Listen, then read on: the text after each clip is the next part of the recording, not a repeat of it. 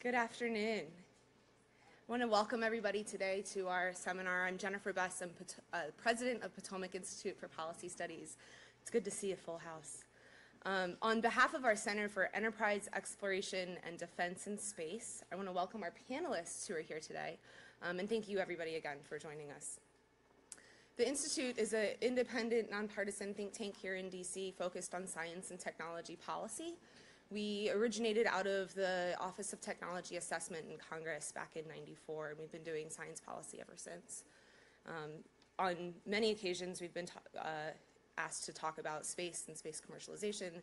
Actually, about 20 years ago, we did a study for NASA regarding ISS commercialization with Dan Golden, the administrator at the time. Commercialization of the space domain has long been a dream of policymakers here in DC. Over the years, many attempts have been made through legislation and policy directives, and NASA's made strides, especially in the last couple of years, to accomplish this goal.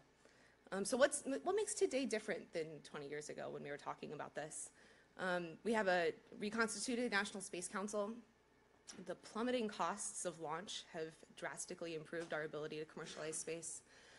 Record investment in startups in space, which is huge. Not just big companies can do it anymore. There are a lot of small companies that can come into the domain.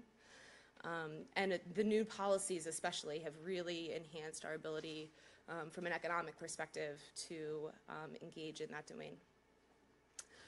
Enough from me. We have actual leading experts here to talk today. So the Potomac Institute's Board of Regents member, former administrator, who actually really needs no introduction, Charlie Bolden, is here to moderate our panel and to introduce our first speaker. Thank you so much.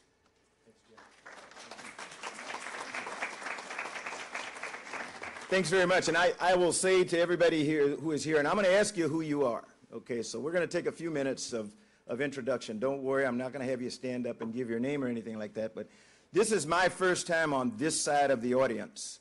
So I'm really going to enjoy it. So if it looks like I'm having too much fun, it's because there are no members here, I don't think. I've been looking around to find some. I spoke with Representative Eddie Bernice Johnson as she was leaving. She's one of my favorite, and so I'm glad I did have an opportunity to see her. But just out of curiosity, how many of you are staffers? And how many are business people? And how many don't know exactly what you do? Okay. What are the other categories that I missed here? Who are experts in the field, like policy analysts and that kind of stuff? Okay. And you represent organizations? The reason I'm asking is because we just want to know whether we should take long enough, keep you from happy hour, just how long. So that's the reason we were asking. My job, though, as Jen said, I'm Charlie Bolden. I'm a Marine, so I spent 34 years on active duty in the Marine Corps. One of my mentors is in the back. He is the regent at the Potomac Institute, and my boss, General Al Gray. So, General Gray, thank you very much for coming out and allowing me to have an opportunity to do some of this. He's the gentleman who tried to make us seem like we were intelligent when other people thought that there was not a lot of intelligence in the Marine Corps. So we all owe that to him, and he's the founder of the Commandant's reading list and other kinds of things that have really helped to bring young Marines, old and new, into the 21st century. So I thank you for all that you did for us. It's my job, however, to introduce the keynote speaker for today, and it's Mr. Mike Beavin. Mike is the Director of Commercial Space Policy at the National Space Council. Before joining the National Space Council at the White House, he held various senior policy positions on congressional committees at federal departments and industry associations, including the U.S. House of Representatives Committee on Science, Space, and Technology, the Senate Committee on Commerce, Science, and Transportation, the Department of Commerce, the Federal Aviation Administration at NASA, the Satellite Industry Association, and the American Institute of Aeronautics and Astronautics. So if you would, please join me in welcoming Mike with a warm welcome.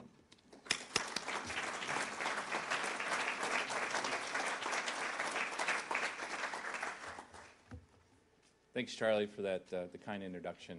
I really appreciate that. One of the other things I always put on my bio too is I live in Virginia with my family, and that's my wife, my 4 kids, and that's really the thing I'm most proud of. But I'd like to thank the Potomac Institute for hosting this event and for inviting me to come speak on this important topic. If we could just pull my slides up, I got about 65 slides that we need to get through. I'm just kidding. Yeah, I wouldn't do that to you guys on a Friday afternoon, first day of summer.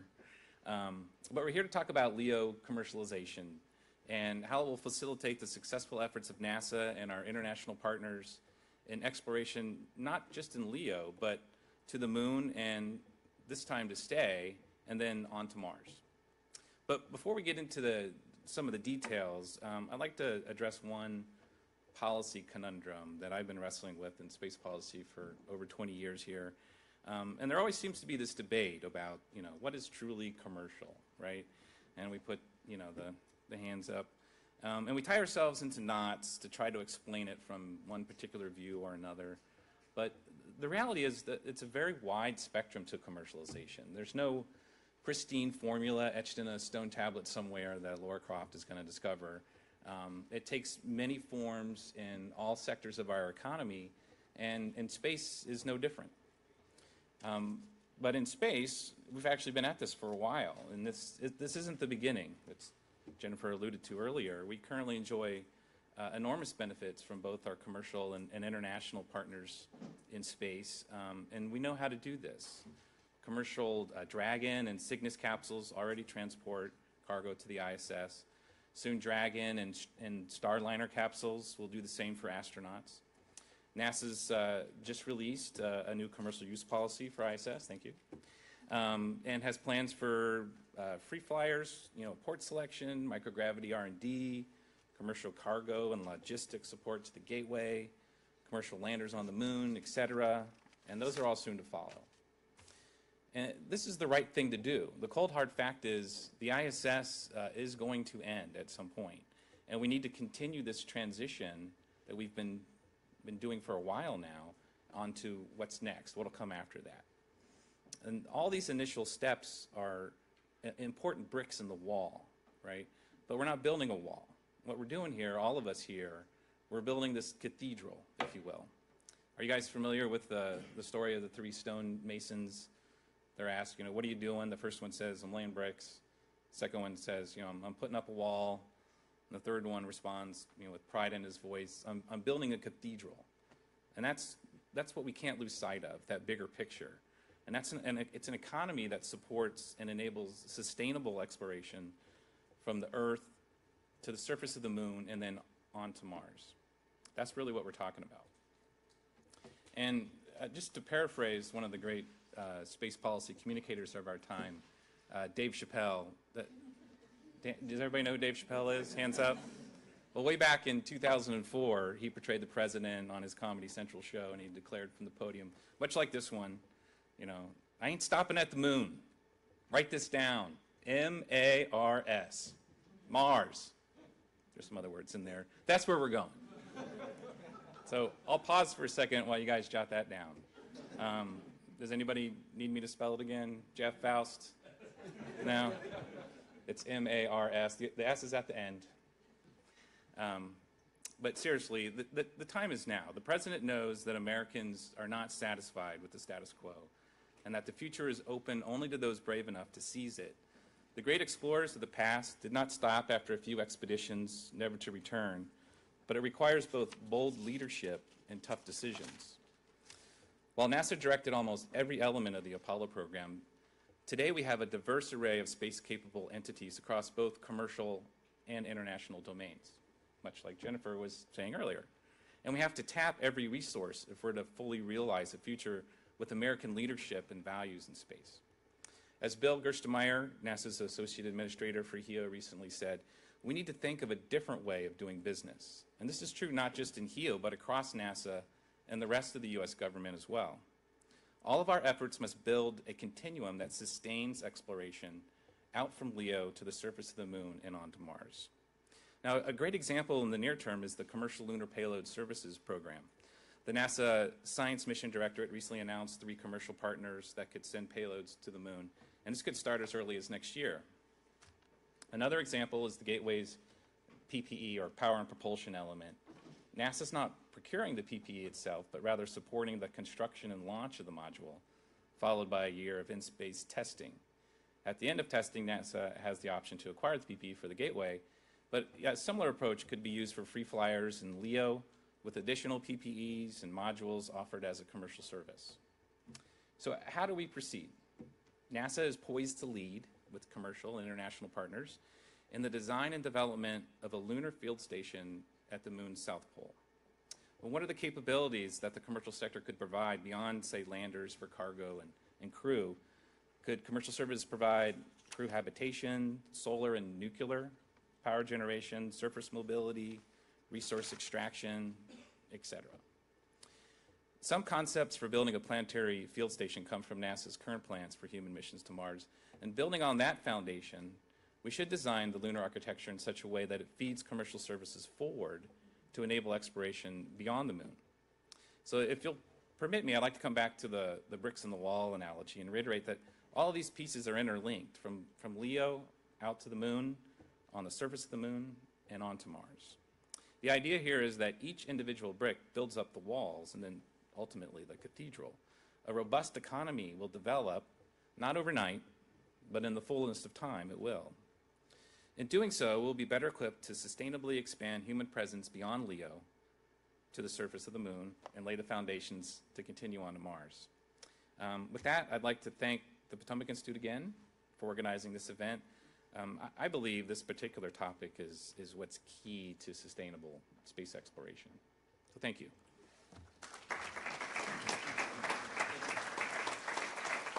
If I can ask the three panelists to come up and take your place at the table, we'll start some discussion here.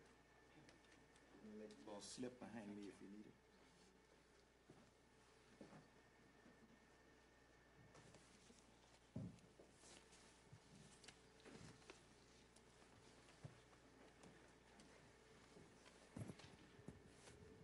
Okay, if we get this working right, I think that's okay. Can you hear me back there, Ann? That's okay. All right. We've got, as I said, three representatives from three pretty diverse areas when you start talking about commercial space and commercialization of low Earth orbit. And what I've asked each of them to do is take about 3 to 5 minutes with some opening remarks. And you know, 3 to 5 minutes is DC time, so it will be loose. But I want them to give you their perspective on commercial space flight and commercialization. And one of the things I'd like for you all to think about, because we're gonna close today with a good period of time dedicated to you asking questions. And if so, think about them as you go along. There are 2 rules. Although I said we're going to do it at the end. If you have a burning question while one of them is talking, do me a favor, just raise your hand and we'll ask the question. I won't tell you how old I am, but I'm old enough now that if I have a question, I better ask it right now, or that question will be lost. So if there are any of you who are similar or so inclined, please feel free to ask the question. The second rule is there are no dumb questions. If you have a question, then I can guarantee you there are several other people sitting in this audience who have the same question. And in fact, it may be a question that I wish I had written down on my piece of paper to ask them. So I encourage you, you won't get anything out of this if you don't participate. I can guarantee you that. If all you do is come and listen, you're going to get nothing from it. We're looking for ideas from you as much as we are here to kind of be the seeds of your thinking about some things. So let me introduce the 3 panelists. I'll make it pretty quick, and then I'll ask Kerry down on the end to start us off. But Kerry Timmons represents Lockheed Martin. She is currently the LEO Commercialization Program Management Lead at Lockheed Martin Space. Kerry's, she's got a wide variety of experience, but she's now considered to be the Program Management Lead for NASA's LEO commercialization, if I understand that correctly. So she's doing a lot of the studies that are going on in Lockheed Martin, as well as activities that are related to in-space manufacturing and assembly. So if you want to ask a question about how old space. And I hate these terms, but I'm going to use them and get them out there so you can feel free to use it if you're comfortable. Kerry probably hates me for saying this, as young as she is, but she unfortunately represents old space to some of you. She joined Lockheed Martin in 2004, and her previous job experience includes systems engineering tasks in support of design, development, and the test of the Orion avionics, power, and wiring systems. She has a BS in mechanical engineering from the University of Colorado and an MS in mechatronics from the University of Denver. And believe it or not, I had to travel all the way to Jordan to learn what mechatronics was. And so welcome. The second person to speak will be Jeffrey Manber. Jeffrey is, he represents a totally different animal, if you will, from any of the four of us up here. So Jeffrey is very unique, and I think you'll see that as we go along with the discussion. I regard him as a pioneer in bringing about robust commercial space exploration program that we have today. One where the private sector contributes as much as the government. His goal is, and he tells me this, his goal has long been to make space just another place to do business. He's the CEO of NanoRacks, LLC, and he's been in that position since 2009, and he steered the growth of NanoRacks from a garage space to where NanoRacks is today. They are no longer in a garage space. In fact, can I mention where you're growing, or should I let you do that? Yeah, I'll let you talk about it. That's all right. A couple of other things, and it's just he's the first person to own and operate on ISS, his company having their own stuff, if you want to put it that way. So not NASA, not big business, but a small entrepreneurial company that became the first to own and market their own hardware on the space station. His company has deployed over 200 satellites from the space station, and among the things he's done is he included the first customer on board the space station from China. And I'm going to ask you later. That's all right. You're in a good place. You're in a good place. I have been chewed out in this very room more times for talking about that. So I'm going to ask you how. In fact, my question over here that I want you to think about: how the heck did you negotiate this with the U.S. Congress in light of the Wolf Amendment? Don't answer now, but you can spend some time on that later. Earlier, he was the CEO of Mir Corp, which leased Russian space station Mir, and he oversaw the first ever and still only commercially funded manned mission of over 70 days to the Mir space station when he signed Mark Burnett of Survivor. I could go on talking about Jeffrey, but I won't. I will just say he's the author of several books, at least two, and the one that I think I like the best is one that's called Selling Peace. And you might ask him, where does the title come from and what the heck does he mean by that? So Jeffrey Manber. And then the final presenter will be Doug Comstock. And Truth in Lending, Doug and I have been partners in crime for a long time. When I came back to NASA in 2009 to be the NASA Administrator, Doug was there, and he was doing numbers for us. He was really in charge of trying to do cost analysis and stuff that's really, really hard. Any of you do that right now for your own companies? We got any cost analysts in here? You shake your head because we're gonna use a term later on called business case. Who's heard of a business case? Old Space has definitely heard about it. Okay. But the cost analyst tries to help us understand, do we have a business case at all, or are we really going to go out here and put all of our money in this and pray? You should pray even if you have a good business case, but you should have a good business case. So Jeff today, although he works for the Doug, Jeff? Yeah. Doug. Okay, thank you. Yeah, I don't want to. Doug today, although he is the Deputy Chief Financial Officer for Integration at NASA headquarters, he's detailed on an assignment to NASA's Human Exploration Operations Mission Director, we affectionately call HEO. So he's the HEO Commercial LEO Liaison. And in this role, his focus now is NASA's Human Exploration and Operations Mission Directorate development of how do we communicate, or how do they communicate, an integrated strategy for maximizing the potential for growth of commercial activities in low Earth orbit, or LEO. Doug was previously, as I mentioned, the Director of Cost Analysis Division, the Office of Evaluation at NASA headquarters, and he was actually a part of the Office of the Administrator before the Office of the Administrator, and I don't know whether I did it or whether my predecessor did it. It's not important, but we did away with it. We wish we hadn't when I was there later on, but anyway, that's one of those things you do, and then you go back and regret it.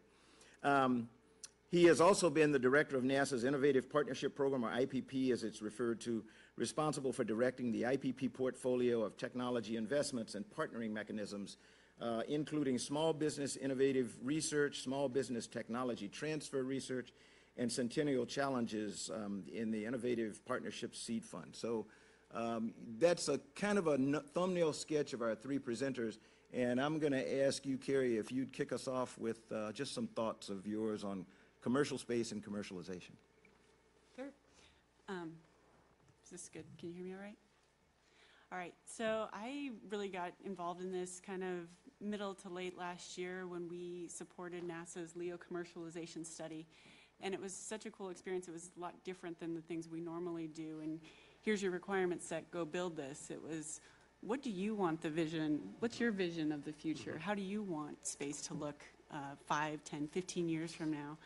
And we approached it with this mindset kind of from three angles. Okay, what does it look like now, and how much does it cost? What's the model we're using? And then how does that evolve? What does ISS or a future space station, future free flyer even, look like? And then how do we energize the commercial market and companies and partners to really get engaged, bring their money and their ideas to space? So the last part is especially exciting for us because we have a lot of in-space manufacturing and assembly technologies that we're maturing. I mean, we are a tech company with a lot of experience in robotics, autonomy, and we're learning more every day about artificial intelligence and machine learning. These things are going to be the infrastructure that enable commercialization in the future. So we're really excited about supporting that aspect of commercial space, and how do we build up the infrastructure that buys down the risk and enables commercial partners and investors to bring more applications, products, and goods to commercial space. Thanks a lot. Jeffrey? Oh my God, she kept it to 3 minutes. I'm from Denver. Okay. Denver time. If I'm the only one, if I'm the only one with slides, I can forego the slide. No, you're not Okay. the only one. Oh. You can go. I should have brought slides. Okay, well then, first off, thank you for the introduction, Charlie. I am Jeff Manber, CEO of NanoRacks. I'd like to begin, first off, let me say that this hurts me a little bit to do, but I really want to say we're at a beautiful place now, policy-wise. And you know, for those of us who have been struggling for many years now to get NASA and to get the government to behave as a customer, this is really exciting, because more and more the government is behaving as a customer. And so, you know, Kerry was talking about technology. It's also, of course, about the policy and where we are, because it's still a market in its infancy. Next slide, please. I like to begin, and when Charlie challenged me on what to talk about, I decided I'd like to begin with really is what our proudest thing at NanoRacks, our customers. And we are the largest commercial user of the International Space Station. Son of a gun. I mean, we have customers in over 30 countries. And as Mike was saying earlier, there's this endless battle in this town as to what is commercial. And for me, we have NASA as a customer. We have European Space Agency as a customer. It's commercial because we designed the hardware. It was our capital at risk. And if we don't produce, oh, you know, we're in trouble.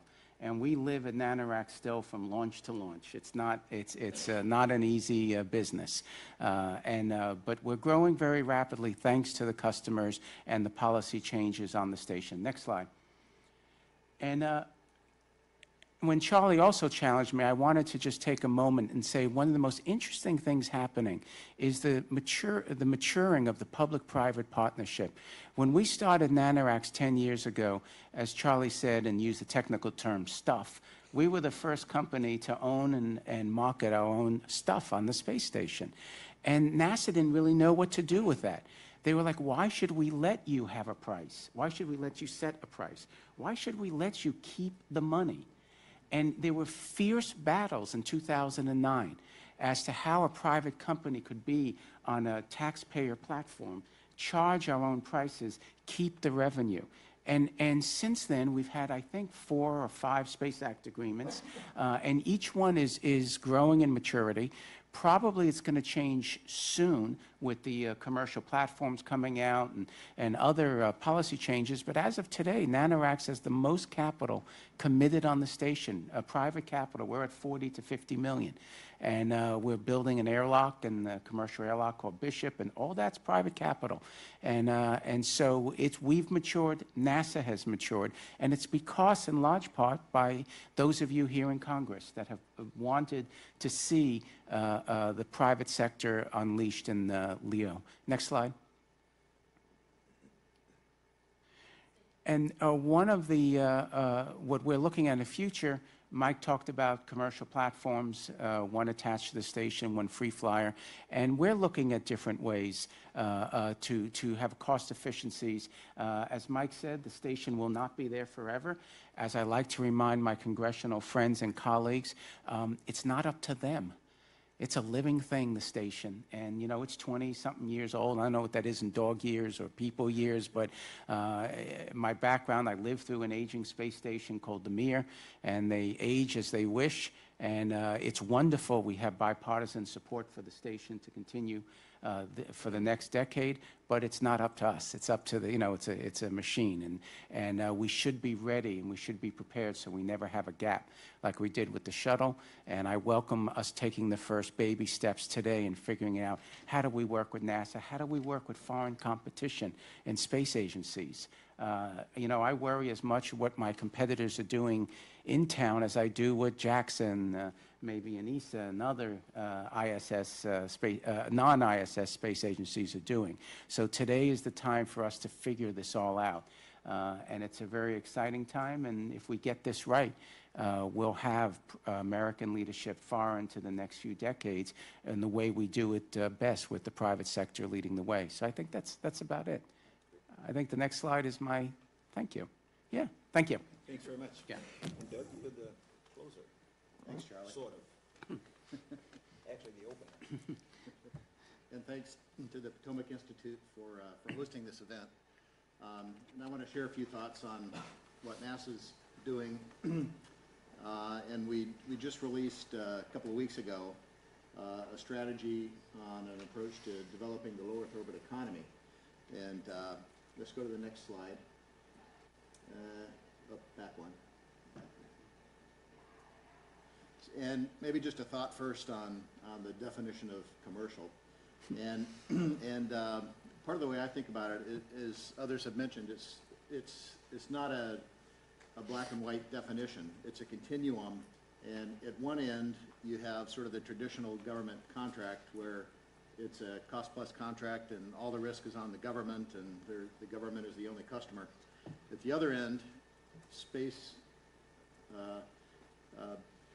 products and services become commoditized. So that could be like communication satellites where you can buy bandwidth or buy access to a transponder, and you have a fixed price and you just buy it as a commodity.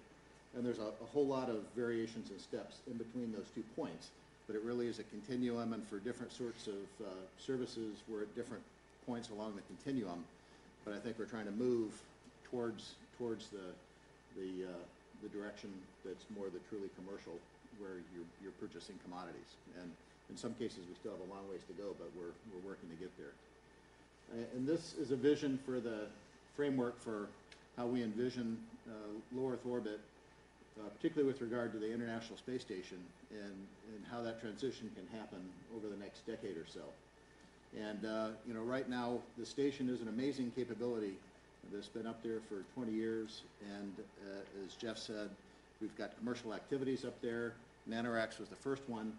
We've now got commercial facilities, 14 different commercial facilities that have been built by 11 different companies that are operational on the ISS.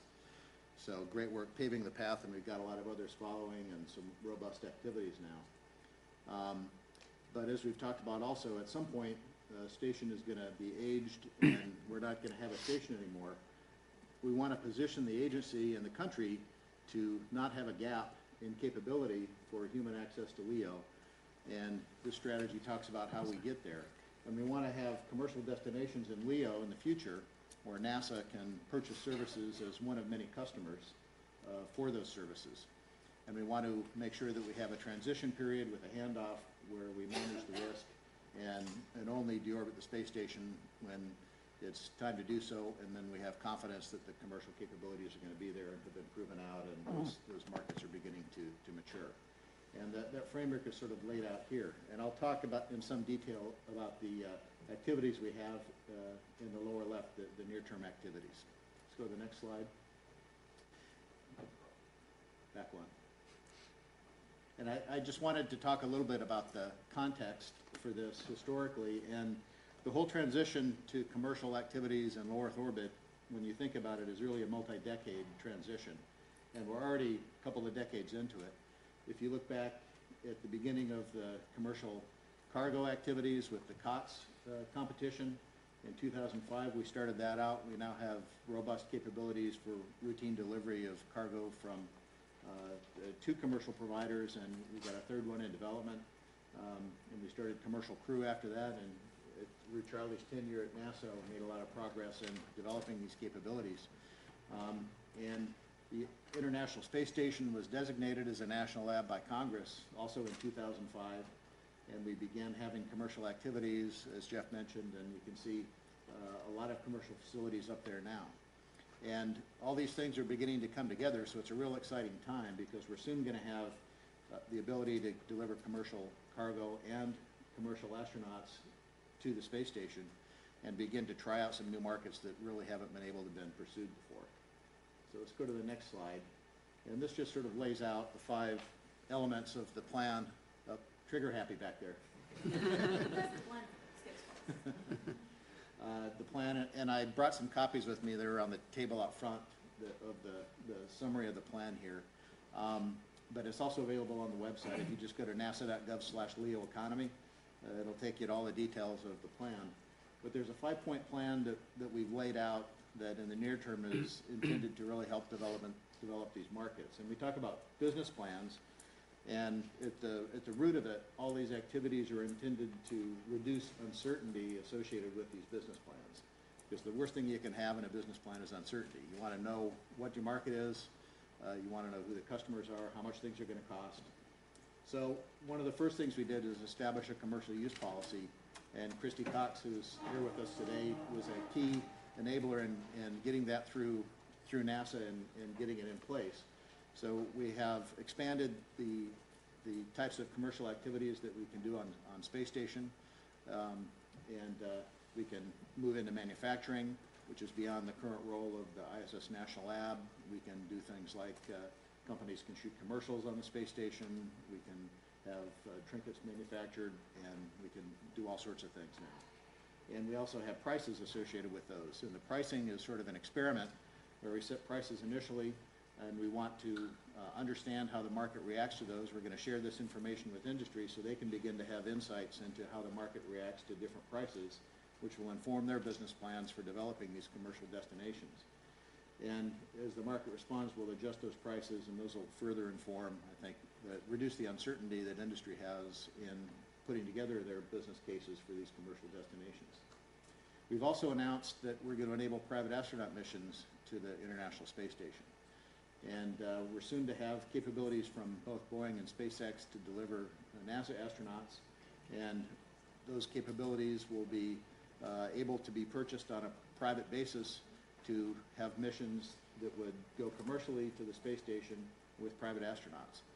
And we've already begun to plan the accommodation of those missions with the planning for the space station.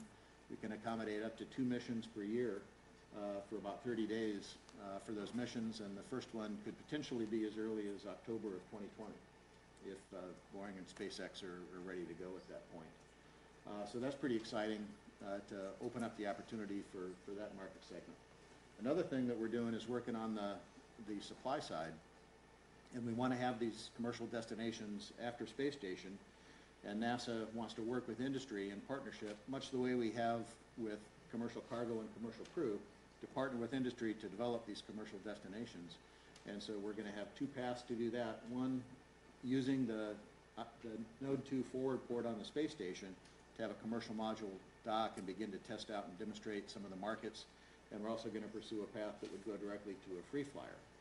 And we're expecting to release the solicitation for the node use actually today. We're going to be releasing the solicitation for the free flyer in a month or so after that. So we're building on the experience that we've had already with commercial crew and commercial cargo, and applying that similar approach to developing these commercial destinations, where in the future, just as we're now purchasing services for cargo, we will be purchasing services for crew. We want to purchase services for all the research activities and technology demonstrations that we do in low Earth orbit. And the fourth element of the plan is to work with industry to try to stimulate demand. This is a huge area of uncertainty, and this is something that all the studies identified as an area. There's estimates all over on what these new markets may be, and because they're new markets, there's a lot of uncertainty. So we want to work with industry, make the space station available to begin demonstrating these new markets, reduce that uncertainty, and help build the business case that industry needs to develop these commercial destinations. And finally, NASA is going to be a customer in the future. We want to buy services for our R&D needs, for our technology demonstration needs. So we put forward a white paper that quantified what NASA is going to need as a customer from these commercial destinations once they're available. So all of those activities are really focused on helping industry build a business case, reducing uncertainty from the markets, from NASA as a customer, and help them to develop the systems that are going to be needed in a post-ISS world. And this ties together also for our exploration plans, because we anticipate that industry will be able to provide the sort of R&D services and technology demonstration services in LEO that the agency needs at a much more efficient cost than NASA currently does with the ISS. So we anticipate that will be able to free up resources that we can put towards the next thing at Moon and onto Mars, and help industry in the process begin to develop this low Earth orbit economy, which will create new jobs and new industries in space. So that's sort of what NASA is hoping to achieve with our vision for the low Earth orbit economy and this 5-point plan that we just announced. Thank you. Let me kind of kick off the questions here. One of the things that I'm not sure how many of you have given any thought of it, who are out there thinking about being entrepreneurs, but everything new has barriers. So Jeffrey, let me ask you to start out, but since you've probably seen every barrier that we could possibly put up there. Not yet. I'm sure there's more. I'm sure there's more. But you've already mentioned one thing that I suspect you're going to talk about, which is regulation.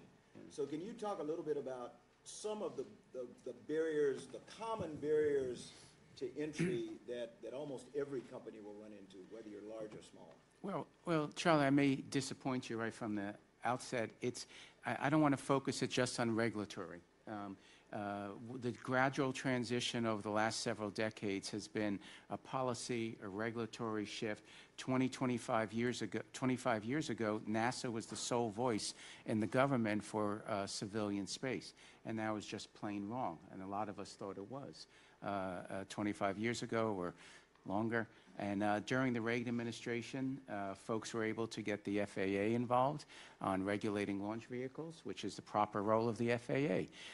Why should NASA be in charge of launch vehicles and policy? And then I helped set up the Office of Space Commerce, which has been sort of dormant. Now it seems to be rising up with Kevin.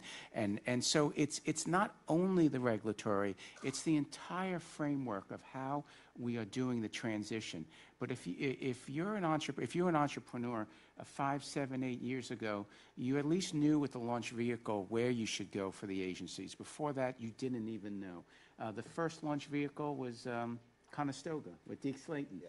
And it was, in the 80s or something, and they said it took months and months and months, just like Moon Express, in getting the first license to go to the moon or something. I'm not sure what they got. But so Charlie's right that we face a lot of regulatory hurdles.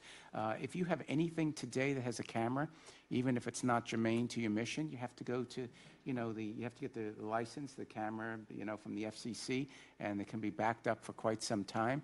And so regulations are one part of it, but it's changing, and it's not, the regulations are not the determining factor. It's more market. As Doug is saying, it's, do we have a glut of launch vehicles now is another problem, and so it's not only regulatory. Okay. Terry, Kerry, another question is, how do we've got to have a community if we're serious about commercialization of LEO. One company, two companies does not make the infrastructure, the sustainable infrastructure. So noticing that you're working with in-space manufacturing and things like that, what's Lockheed's approach, or what's Kerry's approach to trying to build this community? How do you represent Lockheed, recognizing the fact that you've got to go out and get some partners or some competitors in order to get the right mass to make anything happen? Sure, absolutely. This is definitely going to require collaboration. It's not going to be just kind of like established space as opposed to old space. But no, it's old space and the new space, working in partnership with the government. And I think NASA's done a lot of things through their Next Step program with the public-private partnership and expecting commercialization and some in-kind contributions, and really making those expectations clear and to level that playing field. So I've also been working on the Gateway program and our Next Step studies associated with that. And we've been working with several partners, including NanoRacks, at our prototype development at KSC, and figuring out what do we need to put in place so that this works for both of us, so that we can each make our business case close. Because it's got to be a win-win situation all around the board. So us reaching out to the commercial companies and them not turning us away, like, you're old space, we don't want to work with you. Yeah. Just continuing to be open-minded in this new world. And it works both ways. Thank you for being open-minded about working with little companies. Yes, it works both ways. Doug, you've been around this stuff for a while, and I mentioned the fact that you were in cost analysis before. For a startup out here, what kind of things were you looking at in terms of trying to help them build their business case, help them understand what a business case really is? What are the factors that go into it? What do you tell them to do? Can I just ask a question? You can. About that, so we won't repeat it. A business case for Doug, and correct me in your answer what I stated wrong, is different than a business case for new space from old space. It's all based about money and the timelines expected to pay back, and the vision that's articulated to weigh the risk, so that you can have your money people, whether it's Congress or whether it's investors or stockholders, to do that. But so could each of you talk about that aspect of it as Doug? And I was not asking Doug to talk about building a business case, because NASA doesn't have to build a business case, and I don't know, you all can disagree with me or agree or whatever. The fact that we didn't have, government doesn't have to build a business case. There is no... Only if government wants to have a policy and a program to enable industry. And that's the point I was trying to get to. What lessons has he learned in his various positions at NASA in helping him to understand what a business case is? Because it's easy for, like, we could, anyway, I'll let him answer the question. General, thank you for your service both with NASA. No, thank you. I had fun. Never worked a day in my life. Well, one of the things about cost analysis, and it's, I think, similar to what industry does when they're building a business case, and I spent 15 years in the private sector before I came to government service, but it's all related to uncertainty. And when you talk about a cost estimate for something, there's a tendency to identify that as a point estimate, but the only thing is that point estimate is wrong. And there are uncertainties associated with that. There are risks associated with all sorts of things, and the way you really develop a robust cost estimate is to understand all those risks and accommodate those risks in your analysis. Same kind of thing with a business plan. The objective is to identify markets and customers and sell things for more than it costs you to produce them. but there's uncertainties associated with what it's going to cost you to produce those things. There's uncertainties associated with who the customers are, with what you're going to charge, and so on. So part of what NASA is trying to do is not tell industry how to do their business plans, but identify where there are uncertainties that NASA can help reduce. And that's part of what we're trying to do with a number of elements of these 5-point plans. And it's up to industry to go and mature and develop those markets. What NASA is trying to do is set the table and turn industry loose on these challenges, but it's up to industry to make it happen. Can I make a point, Charlie? You can. In fact, I was going to ask you a question, but you make your point first. A few You may months. answer the question. Thank you. I just wanted to say a few months ago we looked into the history of aviation, and I was struck by how much what we're struggling to do here now is not unique. And it's sort of the American way, and I found out there really was a Mr. Boeing, and there really was a Mr. Northrop, and there was a Mr. Grumman. Yes, they were all misters, but they needed Congress, and they had a 10-year exclusive monopolies on aviation, and they weren't making enough money, and so Congress gave them more money. And then I found out that I didn't know any of this, that Boeing owned United, and then they got so successful they were split apart. So I just want to make the point, as with all of you are involved in this, that with everything that Doug and NASA's trying to do and we're trying to do in industry, space is not the first frontier. So I just want to... Can I add on Go to that? ahead. 'Cause Go ahead, Kerry. Yeah, we recently looked into the railroad industry. Another similar same. parallel, but what's related but different about that is the railroad industries owned a lot of the buildings and facilities in the locations they were trying to get to. Yeah. So they had incentive in keeping that going, and that may be a potential model in advancing space exploration and commercial space. I'm sure we did it for the same reason, Probably. the Leo paper. Yeah. I had asked Kerry earlier about how do you build communities, but and Kerry just alluded to something when she talked about the railroads. You talked about the glut of launch providers. I share that concern with you that everybody wants to get into at least early on, everybody wanted to have a launch vehicle. That was the thing, to be a launch vehicle provider. Well, we need places for the launch provider to go. So can you talk a little bit about the risk that you took with providing places to take people, because you had to go through some pretty extraordinary efforts to get that? You're exactly right. We call ourselves at NanoRacks a destination company. And for the past 7, 8, 9, I think we helped the CubeSat market develop. We deployed the first satellites just about a planet, the first satellites Aspire, first satellites of GomSpace. We helped that market take place, and then people saw its demand, then the capital flowed into launch vehicles. And now we have this extraordinary liquidity and capital for launch vehicles. We have this robustness we've never had, which is wonderful. I do have some fear of the fallout. I mean, you just do the math. If all these folks are flying the once a month that they say, and they're flying 40, 50, 60 times a year, they're not all going to make it. And you throw in international service providers as well. So we have struggled to raise capital in the past. People say, Jeff, if only you were a launch vehicle. It's like, Jeff, if only you're a constellation. Well, we're not. We're a destination. And what's so important about what NASA has announced is that now it shows folks new to the community that it's the position of the United States government that destinations are important as well, and they will be treated much the same way. But we have had a difficult time, and we're self-financed in NanoRacks, and part of that is because everybody was putting money into launch vehicles, and so now that's changing. But I do worry about two things, if I may. One, what's the repercussions of all these launch vehicles coming onto the market? And it's good in that it lowers prices, but there will be failures, commercial failures.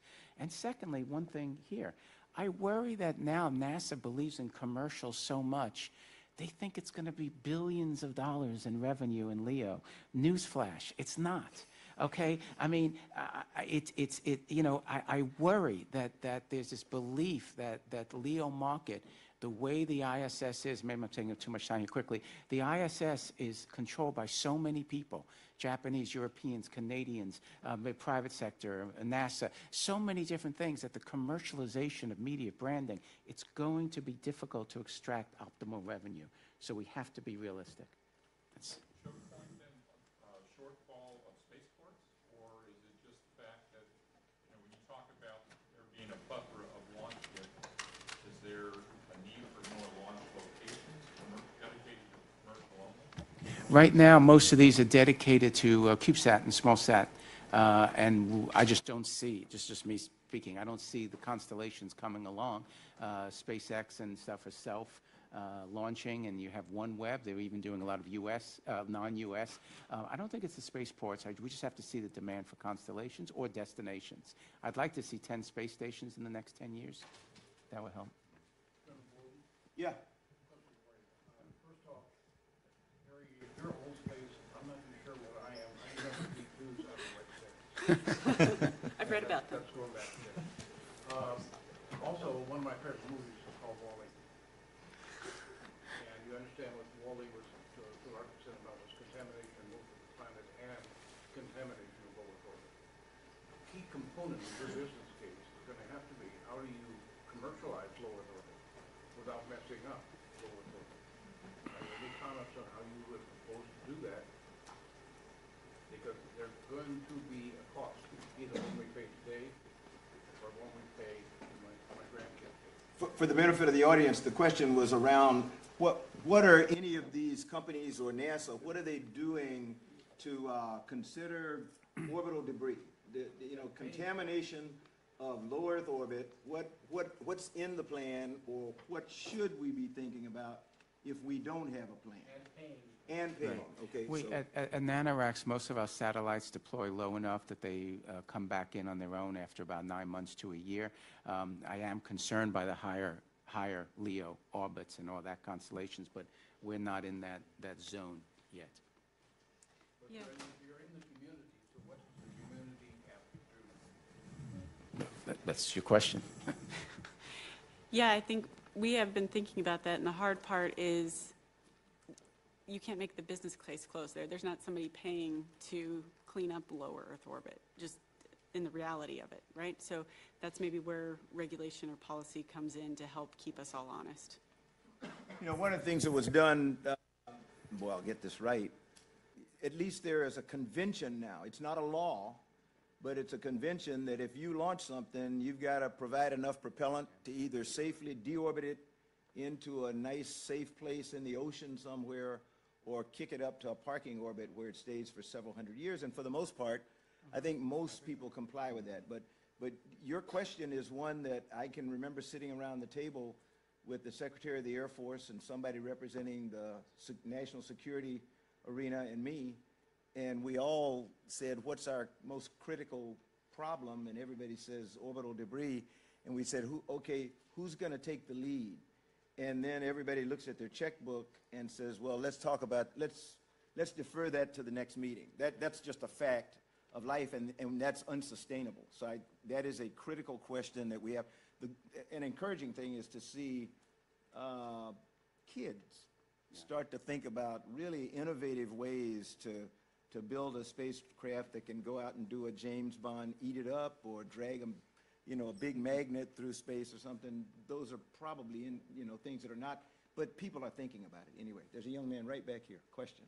Going off that question, I was wondering if you believe that our current framework for sovereignty territory jurisdiction is going to need some kind of amending so that we're better equipped to take on these kinds of challenges like the orbiting regulation or even adjudicating extraterrestrial territorial disputes? That's a mouthful. Anybody want to take that one? Did everybody understand the question? Let me try to, I think I understood the question is, are we doing something, or who is doing something to regulate, Congress passed a law that said, okay, anybody that wants to go out and sit on an asteroid and mine it, that's yours. Not the asteroid, but the property is yours. Is there is there an effort underway internationally today to make that an accepted convention or a law? Did I get it close? Okay. One of the exciting things for me personally is seeing the emergence of space nodes, I might say, regulatory. Of course, you have it in Luxembourg now, very proactive. And you have it in other places where, and you have that, you know, whether in shipping, where I can be a convenience of flag, and I think we're going to start to see that in space, where Luxembourg is trying very hard, UK is trying very hard, UAE. I mean, the emergence of UAE in the next few years, they're going to be a major player in commercial and civil with their Mars program and other things. So for me, it's encouraging. As long as we get it right, as a question on like orbital debris, as long as there's not one flag you can do where you don't have to worry about orbital debris. But in theory, it's a good thing that there's emerging different locations of expertise. Question right here. Yeah, I have a two-parter. Okay, and you can direct it to a specific person or to the panel in general. The first is a specific question for Mr. Manber. Do you have any plans on making your company publicly traded? It's an interesting question. It's an interesting question. There's such excitement towards commercial space now, and we've watched as some of our colleagues have gone public. GomSpace, Sky, and I can't think of it now, Australia. We also watch how their senior management spends then 80% of their time dealing on regulatory issues. It's a. I'll answer candidly. If folks here start to go public and it becomes a means of raising capital, then it may be a way for us as we grow to go, us and others. Right now it's happening in Europe, it's happening in Australia, and I watch as my friends are spending all their times with lawyers. And so it's not something, yes, sorry against lawyers. I mean, just. And for the second question, how does one actually make a profit from being in low Earth orbit as a private company? Okay, in the early days, NASA used to say to me, we're not sure philosophically if we should allow a company to be able to make a profit using the taxpayers' hardware. And I would argue and say it's the American way. Now I go back to my friends at NASA and say, I'm still trying to make that profit. I mean, so, no, but NanoRacks has been profitable because we are not existing on venture capital. We've been profitable for the last 7 years. And the way we do it is the way, to my shock, Doug said it. Doug said the right philosophy. You keep your expenses lower than your revenue.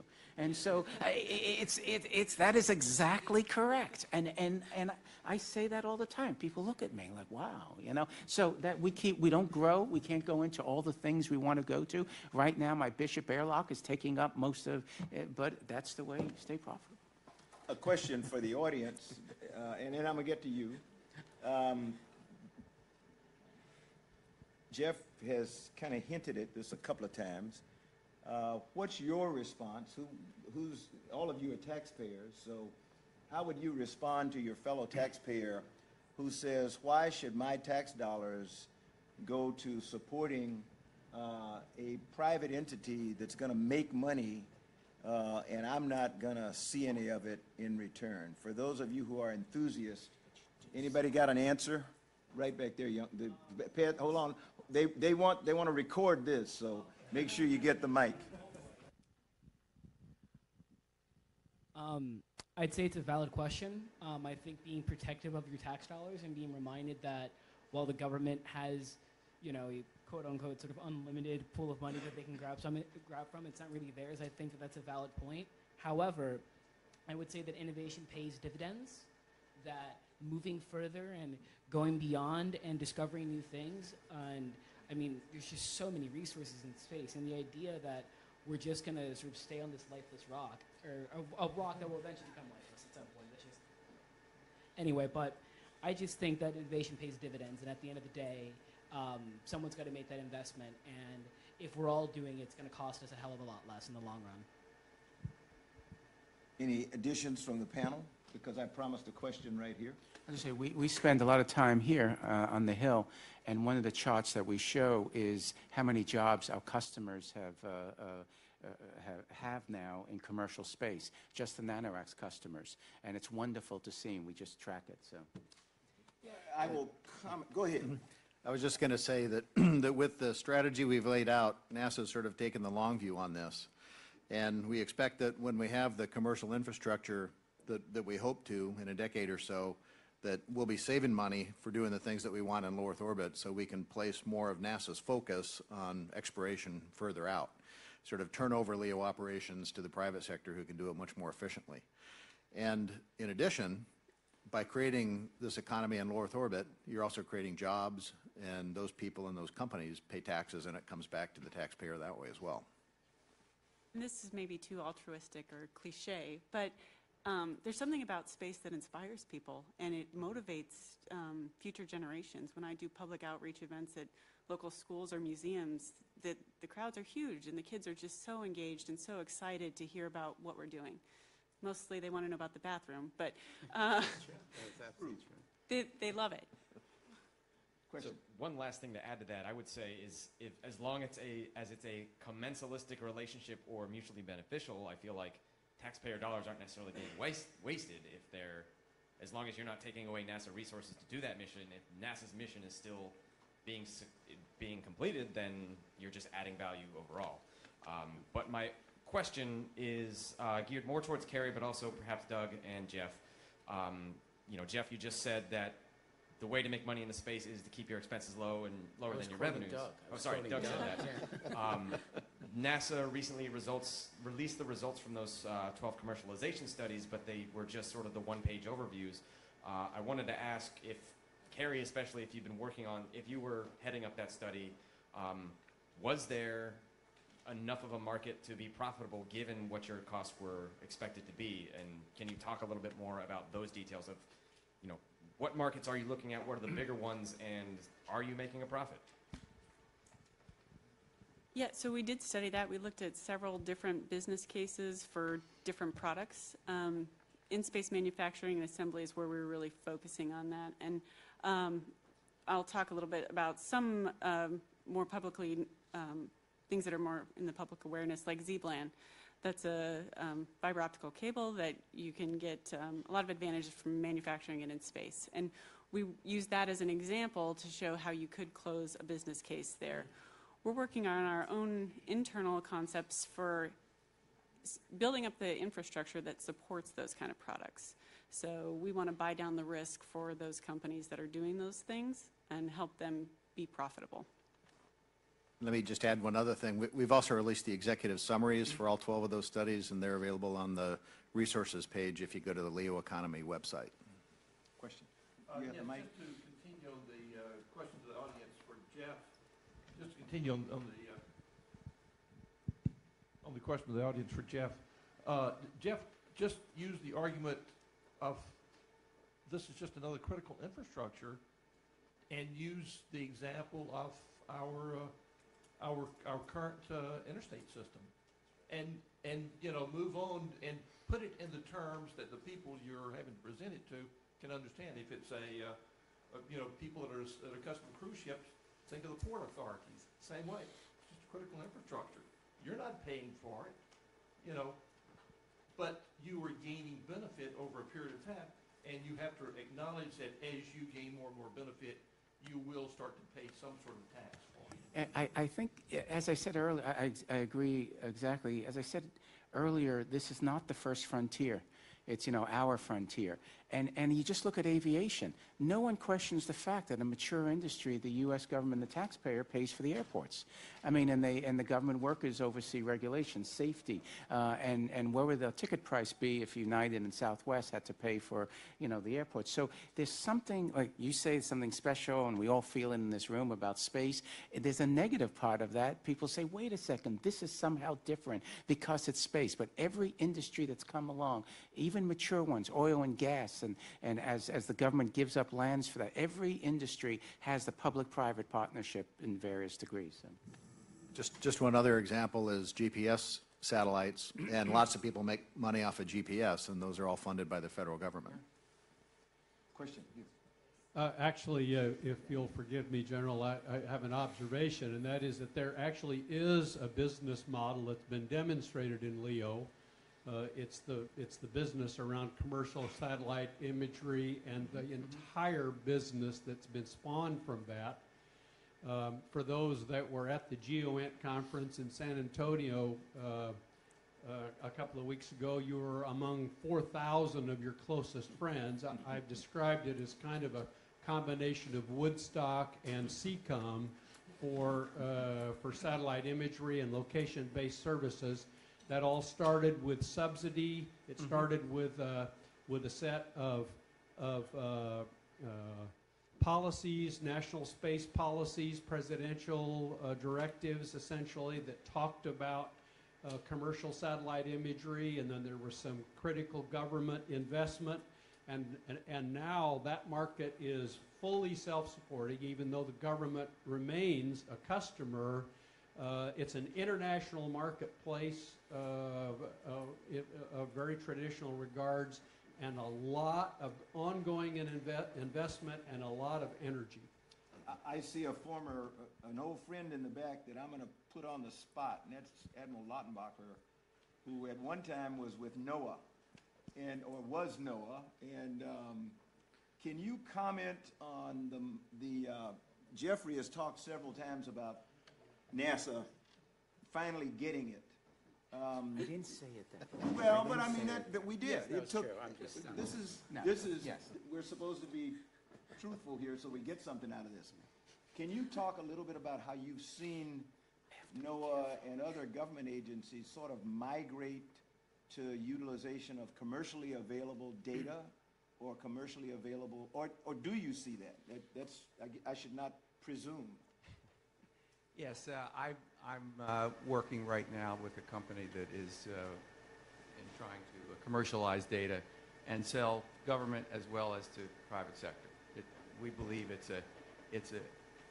there are values for government as well as for private sector.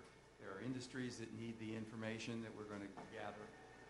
The problem is to change from the models that we have today of building the very large satellites, thousands of instruments on them, because we can't afford more than one $5 billion satellite every few years. So if you can do this much more inexpensively with instruments of the size of your cell phone, for goodness sake, and if you have enough of them, you get 1,000 cell phones together, they last a long time normally, right? You don't have them all fall apart. So there's a lot of reasons why you can do things much more efficiently. And you can keep the price above, the cost of and that business. It's a business, so you have to deal with it. And there are, in our view, there are customers on both sides. So this is like any other business that's going to develop from new information, inventions, all of the creativity that people can bring to the future.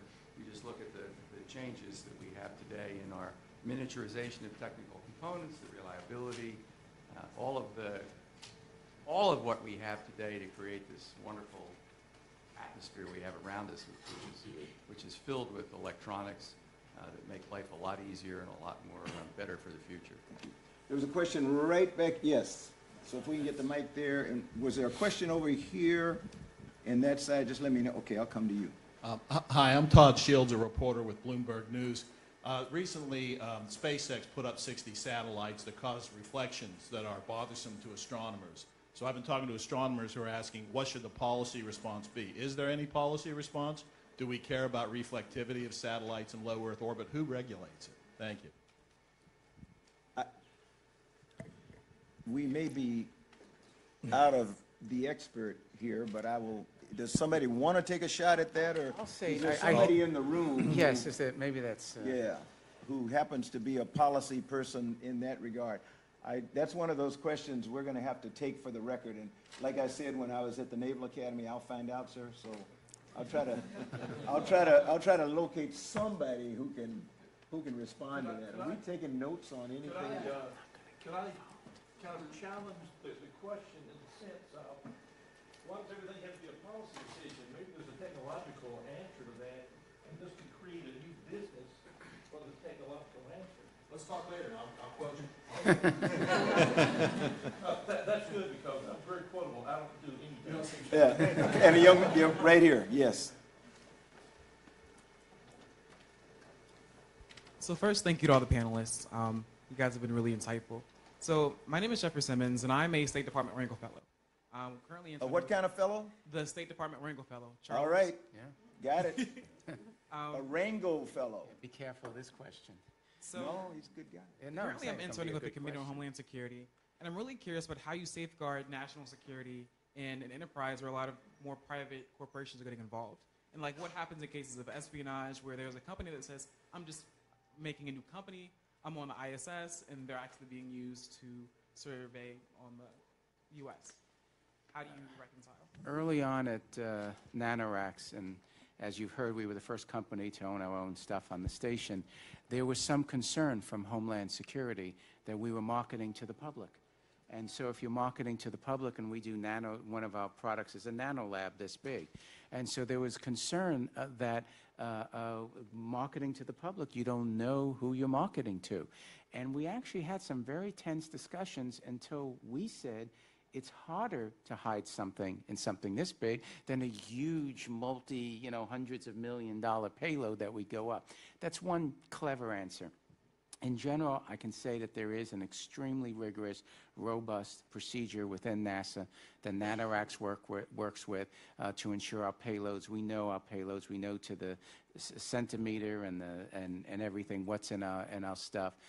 We work closely with the folks at NASA who work with State Department. So on the outside it may look haphazard, but it's not. Can you tell the story of your journey to Houston when you hired the first, or you took on the first Chinese customer?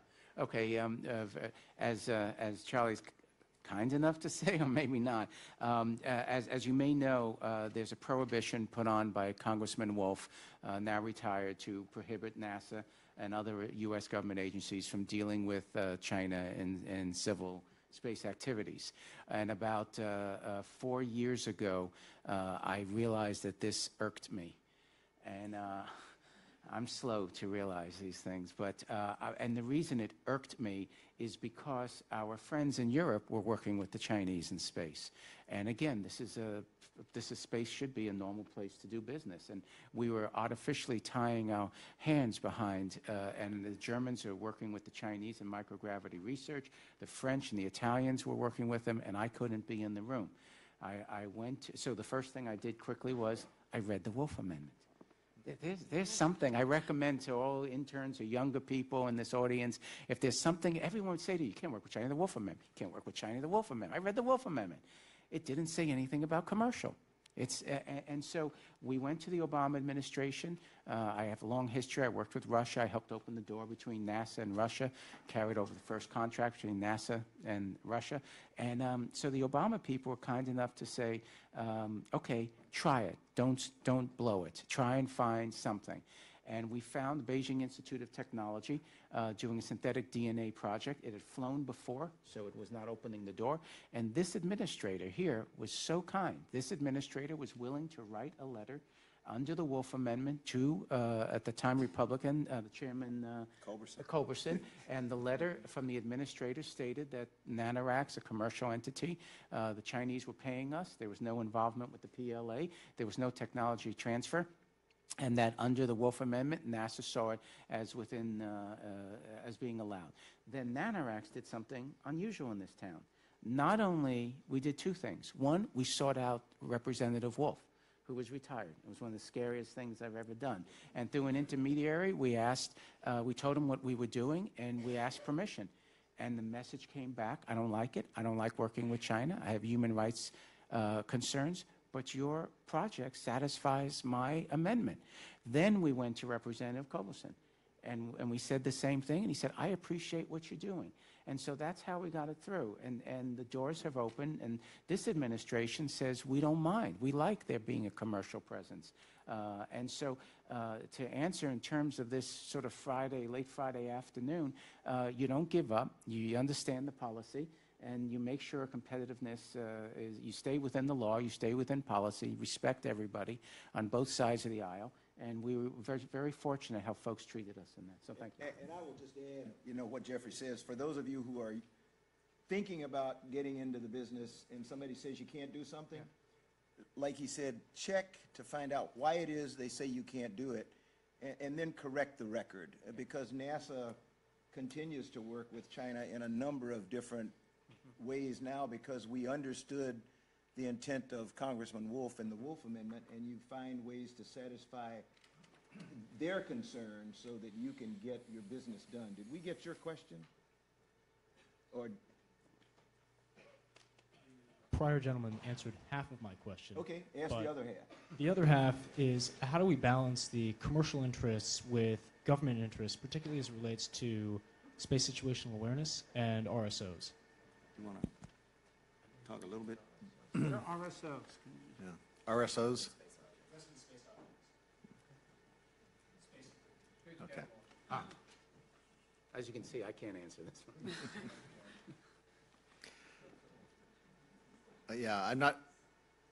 I'm not sure how to answer that. I don't want to misspeak. Anybody got an answer? That's two I got to go find. I apologize. We don't have the answer to the second part of the question. We're going to take maybe one or two more, one right here, okay, and then one over here. The young lady right back there. All right, so we'll do that.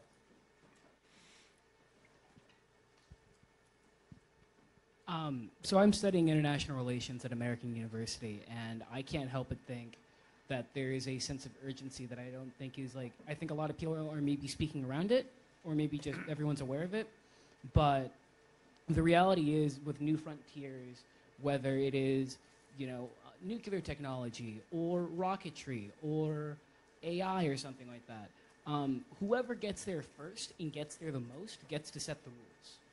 That's just how international relations works, and that's how private industry works.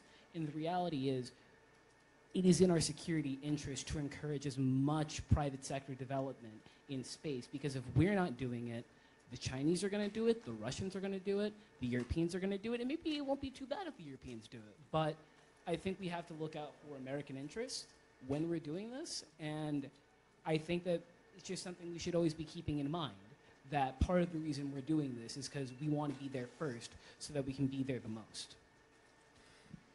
And let me just address one aspect of that and recognize that the International Space Station is a international partnership.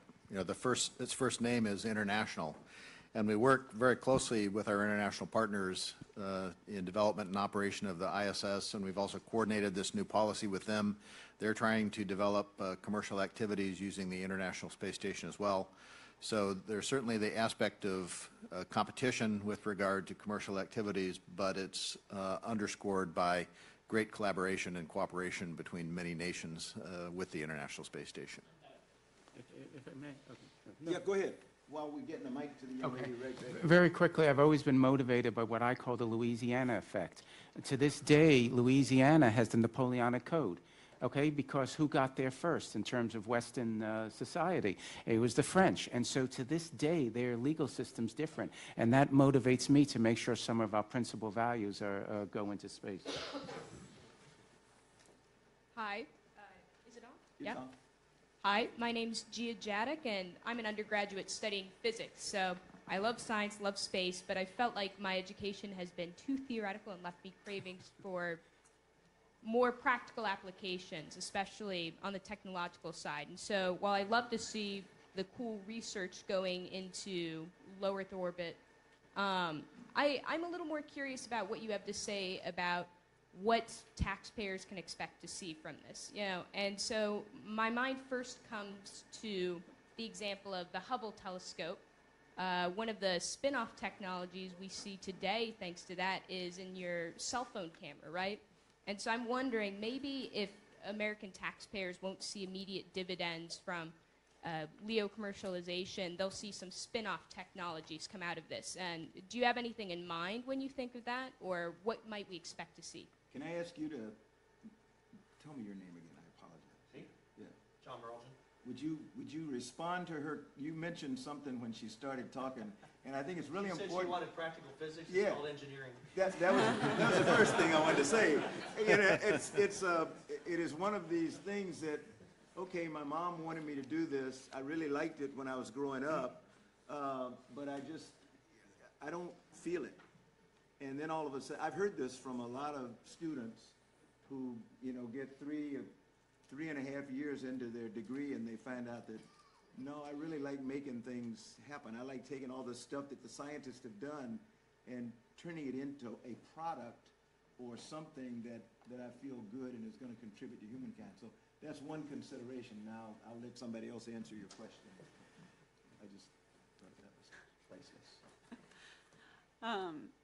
Yeah, it's a difficult question because you're almost asking us to predict the future. What's the next killer app or killer economy, as you guys like to talk about it. So we're focused on what is that app, but how do we get there from here? How do we buy down the risk so that other companies can do that, right? If you have to build your whole satellite with propulsion and comm and power before you can even put your payload on it, then the barrier and the hurdle is so high, right? Doug talked about this earlier with all of the commercialization that we have on ISS and NASA platforms. Orion is also a NASA platform, and it even has a different environment that it can go to in deep space. And we're looking right now at how we can put payloads on that. And we actually have on our website a solicitation. We're requesting ideas from companies and the public. So I think the more you get the message out, the more ideas you have coming in, you get to those killer apps sooner. Yeah, and currently on the International Space Station, half of the U.S. Capacity goes to the ISS National Lab, which is focused on research and development in a number of areas. So there's academic research, there's government research, not only NASA, but also NIH and NSF, and there's a lot of commercial research for R&D going on the station now through the ISS National Lab. And some of the things that are being worked on there, Z-band was already mentioned, very highly efficient fiber optics. There's a very interesting concept that develops an artificial retina that can only be produced in space, which if successful could restore vision to blind people. So I mean, there's one example that's being worked on now. Organs on a chip are being tested in space now. So there's a host of things which are already in the pipeline, but the thing that's really exciting is we have no idea what the killer app or what the things that may come in the future will be. But given NASA's history, 60 years with spin-offs that are part of our everyday life, we know there will be some in the future. Okay, the quick question round, and I only have 2 questions, but make your brief answers just succinct and brief. Yes, how do you envision the future of research in low Earth orbit, given that Jeffrey and I think even Doug said ISS will determine when it's not there because it's a machine. So how do you, one at a time, how do you envision the future of all this research we've been talking about that's going on the station today? How do you envision that in the future? Say the next 10, 15 years. Yeah, I envision it continuing, but with even more commercial partnerships. As we look to go beyond LEO to the moon and to Mars, there are still a lot of things that we need to understand better.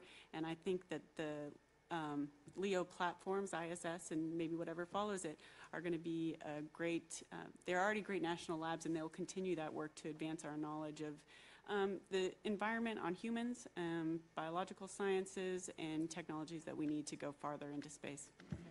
I'm excited about us evolving into dedicated platforms for dedicated markets. The last 50, 60 years has shown us that, no offense, Mr. Administrator, Mr. Astronaut, but the guy on a bicycle does disrupt the microgravity. I love it, I love it. I've been trying to explain that to people. Right, and so you shake it, and yet we did this modular design. We did it for political purposes. I was there. I may have been part of the problem, but we got the Russians involved. We put everything together. So what I'm looking forward to is over the next 10 years having maybe Lockheed doing a platform dedicated to in-space manufacturing, Z-band. We may be doing something in biopharma, and then there'll be hotels, and then there'll be professional astronauts, each linked by an ecosystem, but not physically linked. That's the exciting part to me. And I envision in the future doing research and development in the microgravity or space environment is going to be something that not just a small community of researchers do, but the entire research enterprise across universities and industry and governments thinks about the opportunities in microgravity. And part of what we want to do through this commercial enterprise is make it available to all. NASA has this organization, we'll get you later, okay? Don't run away. But NASA has this organization mandated by Congress, I actually think it was on the heels of Apollo 1, but it may have been Challenger, called the ASAP, the Aerospace Safety Advisory Panel, and it works for Congress. And they report out every year to Congress, and one of its former leaders was Vice Admiral Joe Dyer, and he had a saying every time he came over here to talk about safety and everything. He said, NASA and the nation needs to have constancy of purpose. We can't keep changing and going back and forth. So my final question to all of you is, how do we ensure continuity of interest and support? You know, as we're in this 50th anniversary of Apollo, everybody except General Gray and me have this belief that all of America was in the street cheering for NASA in the days of Apollo. You know, They forgot we about that. we probably didn't even, I mean, we knew it was going on, but we were busy doing other things. And the nation was not all in love with NASA even then. And, you know, the spike in spending went up, and then it came down before we even landed on the moon, to be quite honest. So how do we do something that we found so difficult to do in the past? How do we ensure continuity of interest and support? No softballs here, huh?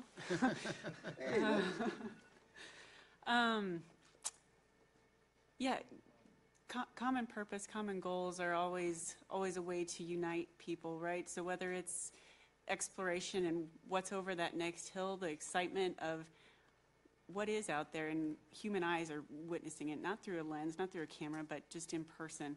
I think there's a lot of interest and excitement in the human race as explorers. I'm a little more pessimistic, but I'm optimistic in this sense. We always figure it out. It's messy. It's sloppy. We had a spike in the NASA funding because we were fearful of a very powerful foe, and I don't want to see that again for that reason. And so, but we'll figure it out. We always seem to, and it's like the movie Shakespeare in Love, the guys on the, you know, how does it end? I don't know, it just ends well.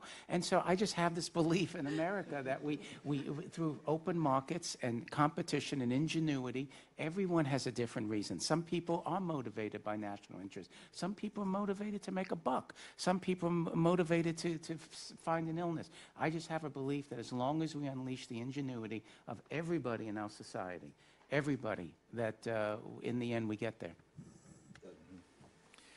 Yeah, and I think just communication and letting people know what we're doing and how it's benefiting them, you know, and that may be different for every person, but I still, sometimes I'll take a cab ride and I'll be talking to the cab driver and I say, have you seen the space station, and did you know there are 6 astronauts up there now and it goes by at 17,500 miles an hour? He said, what, really? I thought you guys were shut down. You can never communicate too much, so we just need to keep communicating, and the stories that we can communicate are just going to keep getting better and better. You all have been great. I want to thank the Potomac Institute for allowing me to be a part of this, and thank everybody for coming out. I will close with a demand, or demand, because there is no free lunch. You know, I do a lot of travel around the world, and particularly this last year. And I am still amazed at how many people outside this country still look at us as the shining city on the hill. Yeah. Don't ever, ever, ever forget that. You know, things come, things go, policies change, policies go. We still represent the one last hope for humanity to a lot of people who don't have the privilege of living in this country. So remember that. Talk about today, whether you're a space junkie or Buffy or whatever you call it. Tell people why you enjoyed it or why you didn't like it, why you thought it was a waste of your time. You sat here for an hour and a half, almost 2 hours for some reason. So I would say your homework is to go out and tell people what you saw and heard today, and bring somebody the next time Potomac Institute or another place does this. Thank you all. Great. Thank you.